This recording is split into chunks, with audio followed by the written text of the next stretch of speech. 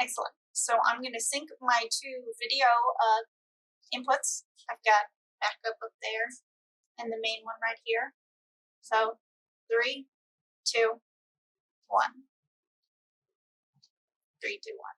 There we go. Awesome. Anyway, today we are going to talk about the latter two data types. Last time we talked about self and peer/other report data, and I asked you to think about some of the sources of influence on that data, because there are many sources of influence. Now, the next two data types we'll talk about life outcomes and behavioral outcomes. Like, they have their own issues with influence and accuracy and honesty, but they're different. They're fundamentally kind of different, and I personally like them a little better. Really, anything that's not self-report I like better, but I'm biased, and hopefully by letting you know,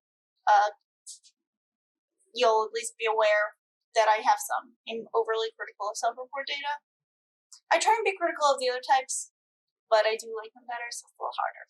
Anyway, I'm going to move on to the next slide so we can actually talk about those types of data. So life outcome data. This, again, I know I keep saying everything is my favorite type of data, but this one probably is. Or let me back up and tell you what it is. So life data is verifiable, concrete, real-life facts that may hold psychological significance. They're objective, or they aim to be. They're obtained from archival records. There's some instances of self-report, but usually these are verifiable things like your zip code, your cause of death, your birth date, things like that, that are at least identifiable. They're concrete.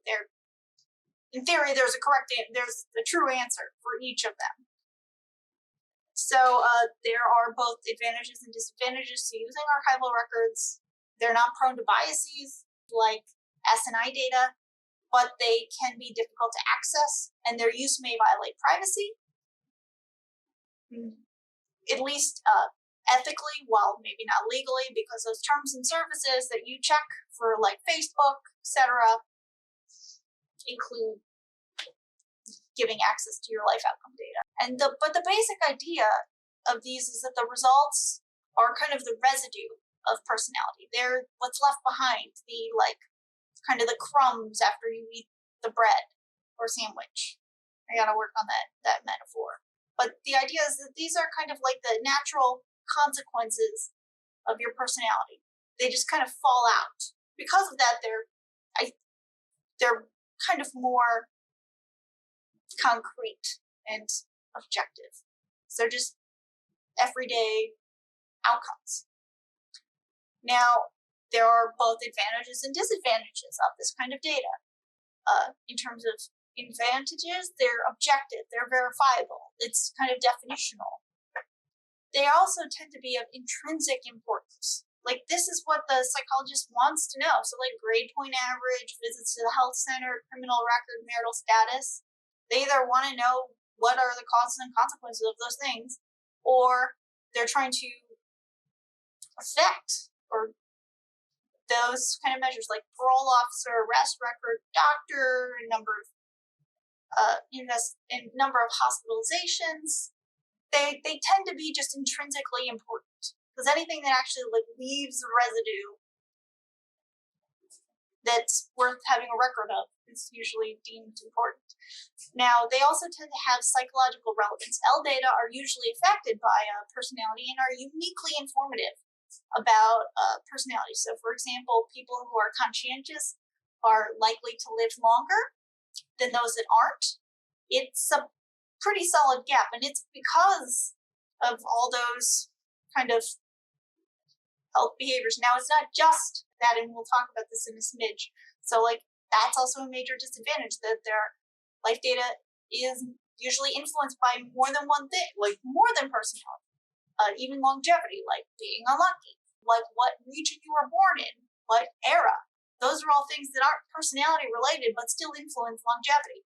Other examples include genetic illnesses, parental attention, environmental toxins, Like if you were born into a house with lead, or you had really delicious looking paint chips at home, those can be issues and can impact how long you live, for example.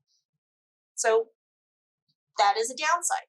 Now, the other major disadvantage, David Funder doesn't really talk about this as much, but that's primarily because he doesn't use a lot of life data.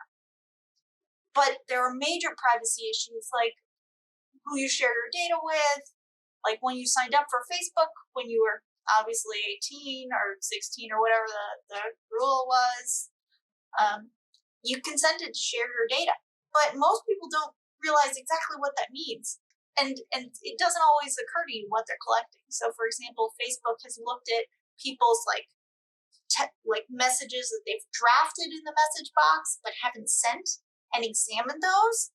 Most people don't assume, it doesn't occur to them that Facebook is saving that before you even send it. But the second you type in any keystrokes into that box, it saves it. And that's kind of uncomfortable. Those are things that you assumed were private but aren't. And there's also the issue of consent. So while it's hidden in the terms and conditions, you consent to have your data used for research and blah, blah, blah, it's hidden deep in there, and most people don't realize what that means because it's buried really deep. Your data is really valuable, which is, in general, why any service that is free, you're paying for with your data.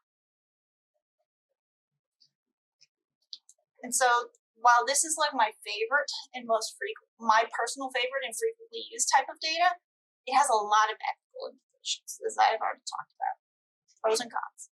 And I'm happy to talk to you more about this type of data, the implications, how you can get access to your Facebook data. There's lots of cool things you can do with it. But for the sake of this video and kind of brevity, I'm going to move on to the last data type, behavioral. So this is the most visible indication of a person's personality. It's the information that fits their behavior. It's what you do. Now, a definition of behavioral data is information that is carefully and systematically recorded from direct observation. So it's not inferred like life data. It's directly observed. And there are two types of behavioral data. You have natural behavioral data, which is based on real life. And the idea is that you're capturing people in their natural surroundings. And we'll talk about the next one in a smidge. And the methods we use kind of get at that, like diary and experience sampling are kind of compromises as how we can collect natural behavioral data by following around a person all day, by essentially pinging them on their phone. Now, back in the days, Palm Pilots, Will Fleeson, who's in the before times, was across the hall from me, or across the atrium from me, while David Funder's student is across the hall from me. It's in the before times. Anyway, data and diary and experience methods. What they do is they follow a subject around. They ask them to report. So it's a mixture of self-report and behavioral, but the idea is that the subject is making observations themselves rather than having a psychologist or trained observer make them. This also tends to be cheaper because you're not having to pay research assistants to code your data, your video recordings. And it's snapshots, so it's not constant, which is usually the name of the game here. No one's going to agree to have their entire lives recorded. That's one reason why Google Glass was not in fashion. And Amazon Frames, which I'm actually, let me show you guys. I'll be right back. All right, so Amazon Frames are, they don't record at all. They ping you. There's a, oh no.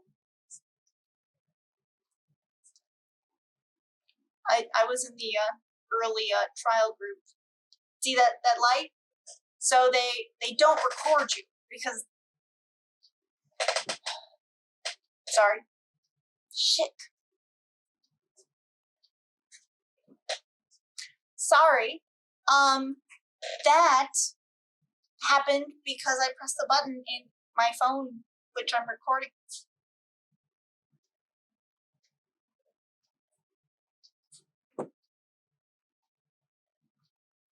Okay, so I accidentally pressed the button because I was trying to get it to light, but then it started to talk to my phone. And hopefully it doesn't try and talk again to my phone, because that automatically cuts out the video footage, which is unfortunate. But anyway, the reason why I'm bringing these cool props is, I mean, I don't really use these often. I was more just excited to have that access.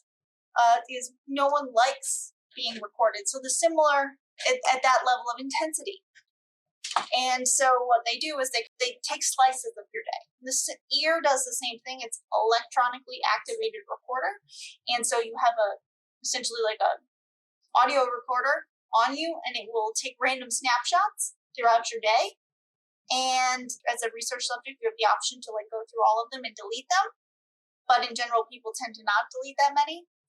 But it gives you the option, so you have that kind of grasp on your privacy. And they record kind of audio around you, and then they code that, and that gives them kind of a sense of like what you're doing, where you are. The same idea as daily diary and experience.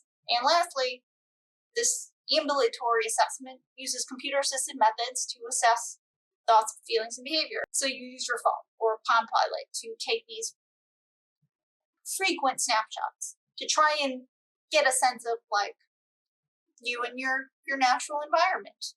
Whether that be at home, living on the other side of the screen, or, out in the wild in the before times. Now, there's a lot of advantages to it. It's realistic. It gives you an actual description of what participants actually do in life, instead of having to rely on them telling you, oh yeah, I totally worked on my job for 12 hours every day. I have no fun. I don't goof off at all. Everybody goes off. So it gives you an ability to actually take snapshots. Now, there are a lot of disadvantages to this kind of data. It's difficult. Like, it's expensive to collect because you have to pay for this technology. You have to pay for a recorder for each subject. And you have to convince them, and there are privacy laws in states that have two-party consent rules. And if you're interested in anything rare, so if you're interested in a very specific context and aren't just interested in kind of like general behaviors and being very descriptive, if you're interested in, say, like cheating behavior or breakups or something relationship related, or even like crime, really anything that's rare, like, or maybe you're interested in divorce. How are you going to get a snapshot of that? You can't really ask a ton of random people to be recorded for their entire life. It's useful for like short snapshots, like of daily life. Because sometimes your desired context is rare. And if you're randomly sampling, even if like that rare event occurs, you may miss it. Which is really unfortunate if your goal is to get that kind of data. Or say you want to know how people react in a fire. Or when there's a fire. Again, sometimes the situation is not going to come up enough for you to get a meaningful amount of data without utterly burdening your research participants. And that's where laboratory data comes in. Now, laboratory data, they're often experiments. They don't have to be, but they usually are, where they make a situation happen and then they observe the behavior. They examine reactions to that situation, and they try and represent real-life contexts that are difficult to observe directly. So, for example, if you were to go into a research study and smoke slowly started coming out the door to simulate a fire, usually if there's any weird event in a research study, that means it's probably part of the study. But it's not always, so react how you normally would, which would be to get out of the lab if there's a fire. Hello? In case that was unclear. Anyway, so the goal is to examine reactions to situations. It also allows you to get like physiological measures like blood pressure, galvanic skin response, heart rate, and so on and so forth. Although some of these kind of biological behaviors we are slowly being able to get kind of in the real world. For example, my Fitbit that clearly is just ran out of juice for this great illustration, gives me a snapshot of my heart rate, my sleep behaviors, and it does so in the naturalistic context, which is great. Anyway, we're almost done, I swear. So there are advantages and disadvantages of behavioral data.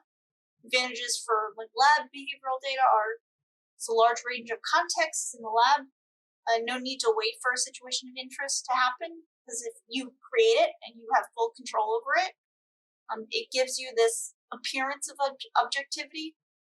Less distortion and exaggeration tends to be more reliable and precise because you are controlling a lot of like background noise by having it in a kind of set space. But subjective judgments like ratings and all this still have to be made. So like deciding which behavior to observe, how to rate them, and there can be, uncertain interpretations, which is an advantage. So behaviors may not mean what we think they do. So like delay time versus delay of gratification. Also like cooperation with adults, duration of smiling and laughing is another one versus happiness. The choices you make on how you operationalize your measure can matter. And so one thing I recommend is multiple methods to kind of narrow down that interpretation. Also, it's still expensive and difficult. It adds complications and difficulties and expense. Now, we can mix these data types. So data doesn't have to fit into one category. Like, where does DNA involve? Is it live data? Because it like exists on a database? Is it behavioral? It's not in a lab. So there are a wide range of data types beyond just the ones we've seen, but those are kind of the core ones for personality. So each type has advantages and disadvantages, and we have to kind of come to terms with those. My general recommendation is get multiple methods to triangulate to give you the best sense, and then you can also find out which ones perform better. So thank you. This is the end of this lecture. I will see you.